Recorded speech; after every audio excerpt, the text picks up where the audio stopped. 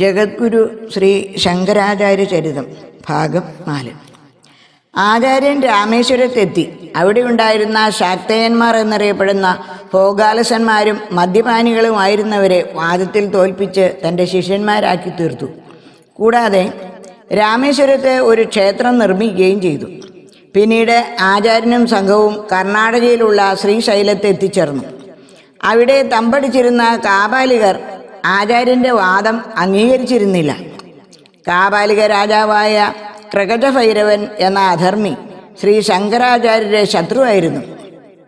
ആചാര്യനുമായി തർക്കത്തിൽ തോറ്റുപോയതിനാൽ കൗശലപൂർവം അദ്ദേഹത്തെ വധിക്കാൻ ഉപായമന്വേഷിച്ചു.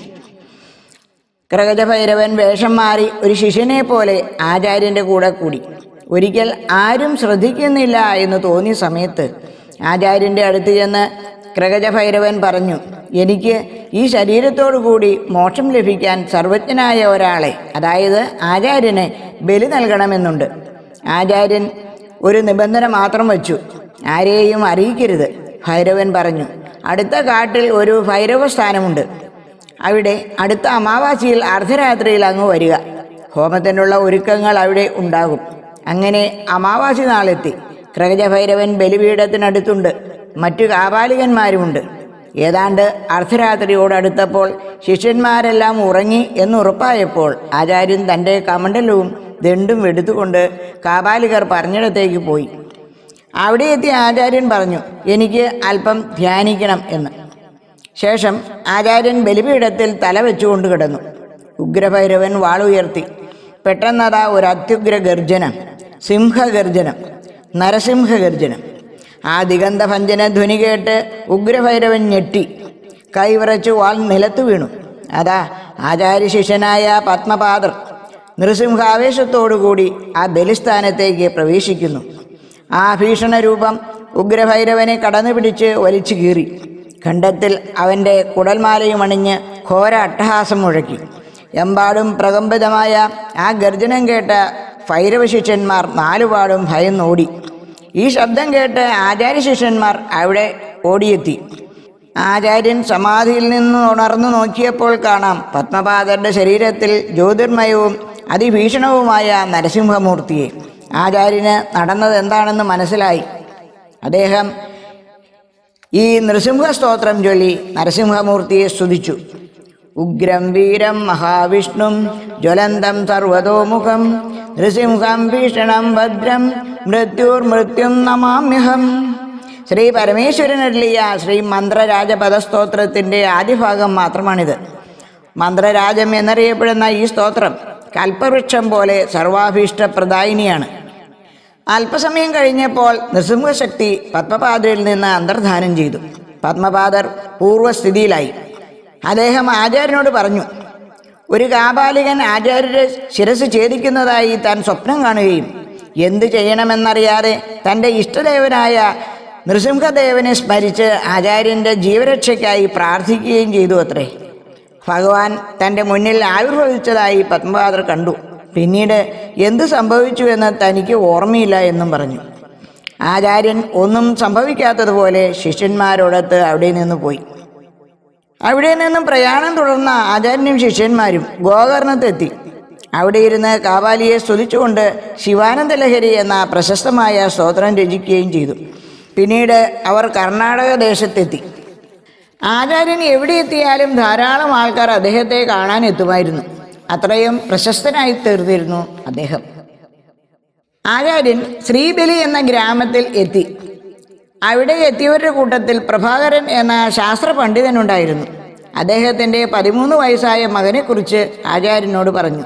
ഇക്കാലം അത്രയും ആ കുട്ടി സംസാരിക്കുകയോ സ്വന്തമായി ഇരിക്കുകയോ കിടക്കുകയോ നടക്കുകയോ എന്തെങ്കിലും ചെയ്യുകയോ ഉണ്ടായില്ല. പല ചികിത്സകളും നടത്തിയെങ്കിലും ഒരു പ്രയോജനവും ഉണ്ടായില്ല. ഇരുത്തിയാൽ ഇരിക്കും, കിടത്തിയാൽ കിടക്കും. ഈ കുഞ്ഞിനെ കണ്ടപ്പോൾ ശങ്കരാചാര്യർ അവൻ്റെ കണ്ണിലെ അസാധാരണമായ ഒരു തിളക്കം കണ്ടു. അദ്ദേഹം കൈക്ക് പിടിച്ചുകൊണ്ട് കുഞ്ഞിനോട് ചോദിച്ചു, കുഞ്ഞേ, നീ ആരാണ്? നീ എങ്ങോട്ട് പോകുന്നു? ഈ ചോദ്യത്തിന് കുട്ടി മറുപടി പറഞ്ഞത് 13 ശ്ലോകങ്ങളിലായാണ്. 13ാമത്തെ വയസ്സിൽ ആദ്യമായി സംസാരിച്ചു. ഇതിൽ ആദ്യത്തെ ശ്ലോകം ഇതാണ്: നഹം മനുഷ്യോ നച ദേവ, നഹം മനുഷ്യോ ന ച ദേവ യക്ഷോ ന ബ്രാഹ്മണ ക്ഷത്രിയ വൈശ്യ ശൂദ്ര ന ബ്രഹ്മചാരി ന ഗൃഹി ന വനസ്തു ന ഭിക്ഷുർ ന ചാകം നിജബോധരൂപ. ഞാൻ മനുഷ്യനല്ല, ദേവനല്ല, യക്ഷനല്ല, ബ്രാഹ്മണ ക്ഷത്രിയ വൈശ്യ ശൂദ്ര ഈ 4 വർണ്ണത്തിലും പെട്ടതല്ല. ഞാൻ ബ്രഹ്മചാരിയല്ല, ഗൃഹസ്ഥനല്ല, വാനപ്രസ്ഥനല്ല, ഭിക്ഷുവല്ല, പിന്നെ ആരാണ്? നിജബോധരൂപ. ആ ബോധത്തെ മനസ്സിലാക്കിയ ആത്മസ്വരൂപമാണ് ഞാൻ. ആചാര്യൻ പറഞ്ഞു, ഈ കുഞ്ഞ് ബ്രഹ്മവിദ്യ നേടിയവനാണ്. ഇവൻ ലൗകികരായ നിങ്ങളുടെ കൂടെ വസിക്കില്ല. അങ്ങനെ വസിക്കേണ്ടി വന്നാൽ ഇവൻ ദേഹം ഉപേക്ഷിക്കും. അതിനാൽ ഇവനെ ഞാൻ കൊണ്ടുപോകുന്നു. ഇവൻ്റെ കയ്യിൽ നെല്ലിക്ക പോലെ ബ്രഹ്മവിദ്യ തിളങ്ങുന്നു. അതിനാൽ ഇവൻ ഹസ്താമലകൻ എന്ന പേരിൽ അറിയപ്പെടും. അങ്ങനെ ആചാര്യന് മറ്റൊരു ശിഷ്യൻ കൂടിയായി. ആചാര്യൻ്റെ കൂടെ എപ്പോഴും ഉണ്ടായിരുന്ന ഒരു ശിഷ്യനാണ് ഗിരി. സാധാരണ എല്ലാവരും സന്യാസിയാകുന്നത് മോക്ഷത്തിനു വേണ്ടിയാണല്ലോ. എന്നാൽ ഗിരിക്ക് പ്രത്യേകിച്ച് ഒരാഗ്രഹവുമില്ല. പാഠങ്ങളെടുക്കുമ്പോൾ ശ്രദ്ധിച്ചിരിക്കും, പക്ഷെ ഗിരിക്ക് ഒന്നും മനസ്സിലാവില്ല. ഒരിക്കൽ ആചാര്യനും ശിഷ്യന്മാരും തുംഗഭദ്രാ നദിയുടെ കരയിൽ പാഠം തുടങ്ങാനുള്ള തയ്യാറെടുപ്പിലായിരുന്നു. അപ്പോൾ ഒരു ശിഷ്യൻ ചോദിച്ചു, അങ്ങ് എന്താണ് പാഠം തുടങ്ങാത്തത്? ആചാര്യൻ പറഞ്ഞു, ഗിരി വന്നില്ലല്ലോ എന്ന്. ഗിരി വന്നാലെന്ത്, വന്നില്ലെങ്കിലെന്ത്? അവനെ ഒന്നും മനസ്സിലാവില്ലല്ലോ. ആചാര്യൻ ആ ശിഷ്യനെ തീക്ഷ്ണമായൊന്ന് നോക്കി. ആചാര്യന് വിഷമം തോന്നി. ഈ സമയം ഗിരി നദിയിൽ വസ്ത്രം നനയ്ക്കുകയായിരുന്നു. ആചാര്യൻ അല്പനിമിഷത്തേക്ക് ധ്യാനനിരതനായി. തുണി നനച്ചുകൊണ്ടിരുന്ന ഗിരിയും അല്പസമയം നിശ്ചലനായി. അപ്പോഴേക്കും ഗിരി അവിടേക്ക് വന്നു. ആചാര്യൻ ചോദിച്ചു, എന്താണ് ഗിരി, നിനക്കെന്തോ മാറ്റം വന്നതുപോലുണ്ടല്ലോ. അതിന് മറുപടിയായി ഗിരി ഗുരുവിനെ സ്തുതിച്ചുകൊണ്ട് വളരെ വിഷമമേറിയ തോടകവൃത്തത്തിലുള്ള ഒരു ശ്ലോകമാണ് ചൊല്ലിയത്. വിദിതാകില ശാസ്ത്രസുധാ ജലദേ മഹിതോപനിഷത്കഥിതാത്രനിധേ ഹൃദയേ കലയേ വിമലം ശരണം ഭവശങ്കരദേശികമേ ശരണം. അന്നു മുതൽ തോടകാചാര്യൻ എന്ന പേരിൽ ഗിരി അറിയപ്പെട്ടു. ഗുരു അനുഗ്രഹിച്ചാൽ എന്തും നടക്കും എന്ന് മറ്റ് ശിഷ്യന്മാരെ ആചാര്യൻ മനസ്സിലാക്കി കൊടുത്തു. അവിടെ നിന്നും യാത്ര തിരിച്ച് അദ്ദേഹം ഭാരതത്തിൻ്റെ പല പ്രദേശങ്ങളിലുമെത്തി. പല പണ്ഡിതന്മാരെയും വാദത്തിൽ തോൽപ്പിക്കുകയും ധാരാളം അനുയായികളെ ഉണ്ടാക്കുകയും ചെയ്തു. ദ്വൈതവാദത്തെ തോൽപ്പിച്ച് അദ്വൈത സിദ്ധാന്തം ഭാരതം മുഴുവൻ പ്രചരിപ്പിക്കുകയും ചെയ്തു. ഇതിനിടയിലാണ് ശൃംഗേരിയിലെ ശൃംഗേരി മഠ സ്ഥാപനം നടന്നത്. ഇതിൻ്റെ പ്രവർത്തനങ്ങളുമായി നടക്കുന്ന സമയത്ത് പെട്ടെന്ന് അമ്മയെക്കുറിച്ചുള്ള ചിന്തയുണ്ടായി. അദ്ദേഹം ശിഷ്യന്മാരോട് പറഞ്ഞു, എൻ്റെ അമ്മ എന്നെ കാണാൻ ആഗ്രഹിക്കുന്നു, ഞാൻ അങ്ങോട്ട് പോവുകയാണ്. ഈ സമയം അമ്മ കാൽഡിയിലെ വീട്ടിൽ മരണാസന്നിയായി കിടക്കുകയായിരുന്നു. മകനെക്കുറിച്ചുള്ള വിവരങ്ങളെല്ലാം മറ്റുള്ളവർ പറഞ്ഞ് ആ മാതാവ് അറിയുന്നുണ്ടായിരുന്നു. പലരും പറഞ്ഞു, ശങ്കരൻ വളരെ ദൂരെയാണ്, അദ്ദേഹം വരില്ല എന്ന്. എന്നാൽ അമ്മയ്ക്ക് ഉറപ്പുണ്ടായിരുന്നു തൻ്റെ മകൻ വരുമെന്ന്. അമ്മ ആഗ്രഹിക്കുന്ന സമയത്ത് എത്തിക്കൊള്ളാമെന്ന് വാക്കുകൊടുത്തിട്ടാണല്ലോ ശങ്കരൻ പോയത്. യോഗശക്തിയാൽ ക്ഷണനേരം കൊണ്ട് ആചാര്യൻ മാതൃസന്നിധിയിലെത്തി. അമ്മയ്ക്ക് മകനെ കണ്ടുണ്ടായ സന്തോഷം അളവറ്റതായിരുന്നു. അമ്മ പറഞ്ഞു, മകനെ, നീ വന്നുവോ? ബ്രഹ്മജ്ഞാനിയായ നീ പണ്ഡിതന്മാരായ അനേകം ശിഷ്യന്മാരുടെ ശുശ്രൂഷ ഏറ്റുവാങ്ങി കഴിയുകയാണല്ലോ. അങ്ങനെയുള്ള നീ എൻ്റെ അടുത്ത് എത്തുമോ എന്ന് ഞാൻ ശങ്കിച്ചു. നിന്റെ മഹത്വം സന്യാസിമാർ വാഴ്ത്തുന്നത് കേട്ട് ഞാൻ കോരിത്തെരിച്ചുപോയി. അമ്മയുടെ അന്ത്യകാലത്ത് അമ്മയെ ശുശ്രൂഷിക്കാനാണ് താൻ എത്തിയതെന്നും അമ്മയുടെ ഏതാഗ്രഹവും സാധിച്ചു കൊടുക്കാമെന്നും ആചാര്യൻ പറഞ്ഞു. മകനെ, നിന്റെ പൊന്നോമന മുഖം കണ്ടുകൊണ്ടിരിക്കുക എന്നതിൽ കവിഞ്ഞ് എനിക്ക് ഒരാശയുമില്ല. എന്നാലും എനിക്ക് ശ്രീകൃഷ്ണ ഭഗവാനെ ഒന്ന് കാണണം എന്നൊരാഗ്രഹമുണ്ട്. ഇത് അമ്മയുടെ ആഗ്രഹമല്ല, അമ്മയുടെ ഇഷ്ടദേവതകൾ അമ്മയ്ക്ക് ദർശനം തരാൻ കാത്തു നിൽക്കുകയാണ്. ആചാര്യൻ പറഞ്ഞു, അമ്മേ, മനസ്സ് ഏകാഗ്രമാക്കി ഭഗവാനെ സ്മരിച്ചു കൊള്ളുക. ഉടനെ തന്നെ ആചാര്യൻ വിഷ്ണു ഭുജംഗ സ്തോത്രം ചൊല്ലിത്തുടങ്ങി. സ്തോത്രം ചൊല്ലി തീരാറായപ്പോഴേക്കും ശ്രീ പരമേശ്വരനും വിഷ്ണു ഭഗവാനും അമ്മയുടെ മുൻപിൽ പ്രത്യക്ഷപ്പെട്ടു. അവസാന ശ്ലോകങ്ങൾ ഇതാണ്: നമസ്തേ നമസ്തേ ജഗന്നാഥ വിഷ്ണു, നമസ്തേ നമസ്തേ ഗദാചക്രപാണി, നമസ്തേ നമസ്തേ പ്രപന്നാർത്തിഹാരിൻ, സമസ്താപരാധം ക്ഷമസ്വാഖിലേശ. മുഖേ മന്ദഹാസം നഖേ ചന്ദ്രഭാസം ഹരേ ചാരുചക്രം സുരേശാഭിവന്ദ്യം ഭുജംഗേ ശയാന ഭജേ പത്മനാഭം ഹരേരന്യദൈവം നമന്യേ നമന്യേ ഹരേരന്യദൈവം നമന്യേ നമന്യേ. അങ്ങനെ അമ്മ മനസംതൃപ്തിയോടെ കണ്ണടച്ചു. ഒരു സന്യാസി മരണാനന്തര കർമ്മങ്ങൾ ചെയ്യുന്നതിനോട് പലർക്കും എതിർപ്പായിരുന്നു. എന്നാൽ ആചാര്യൻ അതൊന്നും കണക്കിലെടുത്തില്ല. അമ്മയുടെ ചിതയെ പ്രദക്ഷിണം വയ്ക്കുമ്പോൾ ആചാര്യൻ 5 ശ്ലോകങ്ങൾ ഉണ്ടാക്കി ചൊല്ലി. മാതൃപഞ്ചകം എന്ന പേരിൽ ഇതറിയപ്പെടുന്നു. ഇന്ന് ലോകത്തുള്ള സകല മാതാക്കന്മാരുടെയും സ്തുതിഗീതമായി ഇത് മാറുകയും ചെയ്തു. അന്ന് അവിടെ ഉണ്ടായിരുന്ന 10 ഇല്ലക്കാരിൽ 2 ഇല്ലക്കാർ മാത്രമാണ് അമ്മയുടെ കർമ്മത്തിൽ സഹകരിച്ചത്. കാൽഭാഗം ഏറ്റിയ ഇല്ലക്കാരെ കാപ്പിള്ളി എന്നും തലഭാഗം ഏറ്റിയ ഇല്ലക്കാരെ തലയാറ്റിൻപിള്ളി എന്നും പിൽക്കാലത്ത് അറിയപ്പെട്ടു. ഈ ഇല്ലക്കാരാണ് ശങ്കരാചാര്യരെ കുലദേവതാ ക്ഷേത്രമായ തൃക്കാൽഡിയപ്പൻ ക്ഷേത്രത്തിലെ ഊരായ്മക്കാർ.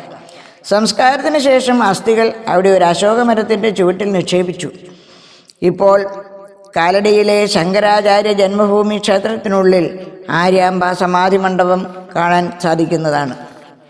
അമ്മയുടെ മരണാനന്തര കർമ്മങ്ങൾക്ക് ശേഷം ആചാര്യൻ കേരളത്തിലെ പല പല ക്ഷേത്രങ്ങളിലും സന്ദർശനം നടത്തി. വടക്കുംനാഥ ക്ഷേത്രം, അനന്തപുരി, അങ്ങനെ പിന്നീട് കർണാടക. വീണ്ടും ബദരീനാഥിലേക്ക് പോയ ആചാര്യൻ അവിടുത്തെ ക്ഷേത്രം പുനരുദ്ധാരണം ചെയ്യുകയും നഷ്ടപ്പെട്ടു പോയ ബദരീനാഥൻ്റെ വിഗ്രഹം നദിയിൽ നിന്നും വീണ്ടെടുത്ത് പ്രതിഷ്ഠിക്കുകയും ചെയ്തു. പൂജാവിധികൾ തിട്ടപ്പെടുത്തി തൻ്റെ തലമുറയിൽപ്പെട്ട അഗ്നിശർമ്മൻ എന്നൊരാളെ പൂജാരിയായി നിയമിക്കുകയും ചെയ്തു. ഇന്നും അഗ്നിശർമ്മൻ്റെ തലമുറയിൽപ്പെട്ടവരാണ് ബദരീനാഥൻ്റെ പൂജകൾ ചെയ്തു വരുന്നത്. അതുപോലെ തന്നെ ഗുരുവായൂർ ക്ഷേത്രത്തിലെ പൂജാവിധികൾ തിട്ടപ്പെടുത്തിയത് ശങ്കരാചാര്യർ ആണെന്ന് വിശ്വസിക്കുന്നു. ആ കഥ ഇങ്ങനെ: ഒരിക്കൽ ശ്രീ ശങ്കരാചാര്യ സ്വാമികൾ ആകാശമാർഗത്തിലൂടെ സഞ്ചരിക്കുമ്പോൾ ഗുരുവായൂരെത്തി. പക്ഷേ ഗുരുവായൂരപ്പനെ കണ്ടു വണങ്ങാൻ കൂട്ടാക്കിയില്ല. അത് ഭഗവാന് ഇഷ്ടപ്പെട്ടില്ല. ജ്ഞാനിയായ ആചാര്യസ്വാമികൾക്ക് ഇത്രയ്ക്ക് അഹങ്കാരമോ? സ്വാമികളെ ശുദ്ധമനസ്സിൻ്റെ ഉടമയാക്കണമെന്ന് ഗുരുവായൂരപ്പൻ തീരുമാനിച്ചു. പെട്ടെന്ന് സ്വാമിക്ക് സഞ്ചരിക്കാനുള്ള ശക്തി നിലച്ചു. സ്വാമികൾ ആകാശത്ത് നിന്ന് ക്ഷേത്ര സങ്കേതത്തിൽ നിലംപതിച്ചു. വടക്കേ തടപ്പുരയുടെ പടിഞ്ഞാറേ മൂലയിൽ കാണുന്ന ആ വിടവ് ആ പതനത്തിൻ്റെ ഓർമ്മയ്ക്ക് നിലനിർത്തിയിട്ടുള്ളതാണ്. ഇന്നും അതുവഴി എഴുന്നള്ളിപ്പ് കടന്നു പോകുമ്പോൾ ഭഗവാൻ ഗുരുവായൂരപ്പൻ സ്വാമികളെ ഓർക്കുമത്രേ. വാദ്യഘോഷങ്ങൾ നിർത്തി എഴുന്നള്ളിപ്പ് കടന്നു പോകുന്ന ചടങ്ങ് ഇന്നും ആ സ്മരണ നിലനിർത്തുന്നതാണ്. സ്വാമികൾ തൻ്റെ തെറ്റ് മനസ്സിലാക്കി ഭഗവാന്റെ മുന്നിൽ ചെന്ന് സമസ്താപരാധങ്ങളും ക്ഷമിക്കാൻ അപേക്ഷിച്ചു. ഭഗവാനെ ദർശനം ചെയ്തുകൊണ്ട് ധാരാളം വിഷ്ണുഭുജംഗ സ്തോത്രങ്ങൾ രചിച്ചു. ഭഗവാനെ സ്തുതിച്ച് ഭജനമിരുന്നു. ശ്രീകൃഷ്ണ ഭഗവാൻ സംപ്രീതനായി സ്വാമികളെ കുറെ കാലം കൂടി തൻ്റെ കൂടെ താമസിപ്പിച്ചു. എന്തിനെന്നോ? പൂജാക്രമങ്ങളും ആചാരാനുഷ്ഠാനങ്ങളും ചിട്ടപ്പെടുത്താൻ. ഇന്ന് തുടർന്നു പോരുന്ന ആചാരാനുഷ്ഠാനങ്ങൾക്ക് അടിത്തറ പാകിയത് ശങ്കരാചാര്യരാണെന്നാണ് വിശ്വാസം. ഒരിക്കൽ ഗംഗാതീരത്ത് ശിഷ്യന്മാരോടൊത്ത് ധ്യാനത്തിലിരിക്കുമ്പോൾ കാശ്മീരിലെ ശാരദാദേവി ക്ഷേത്രത്തെക്കുറിച്ചും അവിടുത്തെ സർവജ്ഞപീഠത്തെക്കുറിച്ചും അദ്ദേഹം അറിയാനിടയായി. ഈ ക്ഷേത്രം കാശ്മീരിലെ നിയന്ത്രണ രേഖയിൽ നിന്ന് 20 കിലോമീറ്റർ മാറി സ്ഥിതി ചെയ്യുന്നു. ഏതാണ്ട് 2000 വർഷം പഴക്കമുണ്ട് ഈ ചരിത്ര ശേഷിപ്പുകൾക്ക്. ഈ ക്ഷേത്രത്തിന് 4 വാതിലുകൾ ഉണ്ടായിരുന്നു. പക്ഷേ തെക്കേ വാതിൽ തുറന്നിരുന്നില്ല. അതിലൂടെ കടക്കാൻ ശ്രമിച്ചപ്പോൾ അവിടെയുള്ള പണ്ഡിതന്മാർ പറഞ്ഞു, അവരെ വാദത്തിൽ തോൽപ്പിക്കുന്നവർക്ക് മാത്രമേ അതിലൂടെ കയറാൻ പറ്റൂ എന്ന്. അങ്ങ് സർവജ്ഞനാണെങ്കിൽ തങ്ങളെ വാദത്തിൽ തോൽപ്പിക്കേണ്ടതാണ്. അവർ പറഞ്ഞതനുസരിച്ച് ശങ്കരാചാര്യർ അവിടെയുള്ള മഹാപണ്ഡിതന്മാരെ തർക്കത്തിൽ തോൽപ്പിച്ചു. ദേവിയെ വണങ്ങിയ ശേഷം പത്മപാദരുടെ കൈപിടിച്ച് സർവജ്ഞപീഠത്തിൽ ഇരിക്കാൻ തുടങ്ങിയപ്പോൾ ഒരശരീരി മുഴങ്ങി. സന്യാസിക്ക് വിദ്യാഭ്യാസവും പാണ്ഡിത്യവും മാത്രം പോരാ, ശരീരശുദ്ധിയും വേണം സർവജ്ഞപീഠത്തിൽ ഇരിക്കണമെങ്കിൽ. സന്യാസ ജീവിതം സ്വീകരിച്ച ശേഷം നിങ്ങൾ അനേകം സ്ത്രീകളുമായി ലൗകിക സുഖങ്ങൾ അനുഭവിച്ചിട്ടില്ലേ? പിന്നെ എങ്ങനെ നിങ്ങൾക്ക് സർവജ്ഞപീഠം കയറാനാകും? ഇത് കേട്ട ശങ്കരൻ പറഞ്ഞു, അമ്മേ, ഞാൻ ജനിച്ചതു മുതൽ ഈ ശരീരം കൊണ്ട് യാതൊരു അശുദ്ധിയും ചെയ്തിട്ടില്ല. കാമശാസ്ത്രത്തിലെ അറിവുകൾ നേടിയത് ഞാൻ മറ്റൊരു ശരീരത്തിൽ പ്രവേശിച്ചു കൊണ്ടാണ്. പിന്നെ എങ്ങനെ ഈ ശരീരത്തെ ശിക്ഷിക്കാനാകും? ഇത് കേട്ട ദേവി സന്തുഷ്ടയാവുകയും അനുഗ്രഹിക്കുകയും ചെയ്തു. ഈ ഒരു സംഭവത്തെ മാധവീയ ശങ്കരവിജയത്തിൽ രേഖപ്പെടുത്തിയിരിക്കുന്നത് ഇങ്ങനെയാണ്: അറിവിൻ്റെയും വിദ്യയുടെയും ദേവി തന്നെ ശ്രീ ശങ്കരാചാര്യരെ ചോദ്യം ചെയ്യപ്പെടാനാവാത്ത അറിവിൻ്റെ വിജയം സാക്ഷ്യപ്പെടുത്തി എന്നാണ്. നമസ്കാരം.